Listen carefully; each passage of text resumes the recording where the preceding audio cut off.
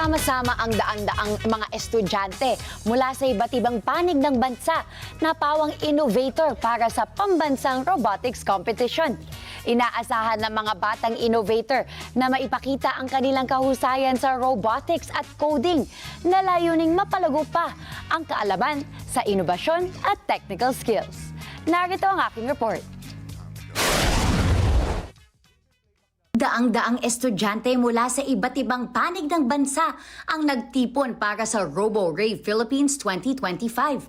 Ito ay 2 araw na pambansang kompetisyon sa robotics na ginanap sa University of the Philippines Los Baños o UPLB Copeland Gymnasium.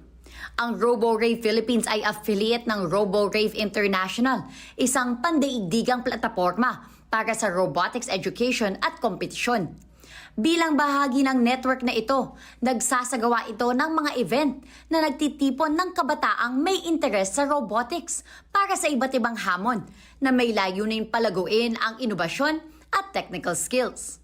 Nagbibigay ang kompetisyon ng pagkakataon sa mga estudyante, guro at paaralan na matuto sa pamamagitan ng aktwal na karanasan bilang paghahanda sa mga tatahak ng karera sa field na STEM. Bukas ito sa mga kolaborasyon pagdating sa robotics education at nagbibigay ito ng training programs, certification para sa mga coach at mga international challenge. Ito ay inorganisa ng PEON's Math and Robotics at UP Engineering Students Guild sa pakikipagtulungan ng Department of Science and Technology o DOST at DepEd Calabarzon. Pinagsama-sama sa event ang mga batang innovator para ipakita ang kanilang galing sa robotics at coding. Ayon kay Engineer Ponciano Lumanglas, Chief Executive Officer at co-founder ng PEON's Math and Robotics, espesyal ang kompetisyon ngayong taon dahil ito ang nagsisilbing panibagong simula matapos ang COVID-19 pandemic.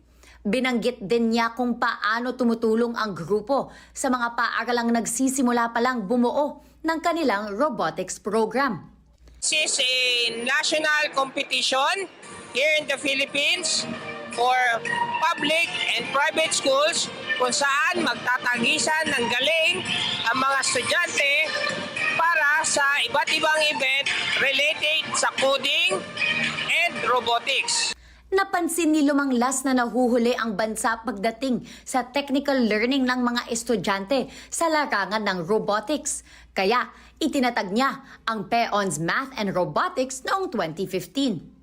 Anya layunin nilang gawing simple ang programa upang mas madaling ma-access at mahikayat ang mas maraming paaralan na magkaroon ng robotics program. Through sa pag-aaral na ito, na-evolve ang kanilang curiosity at nagkakaroon sila ng gana para mag-aral pa ng iba't ibang teknolohiya. Ang mga kalahok ay nagmula sa nasa 200 paaralan sa buong bansa.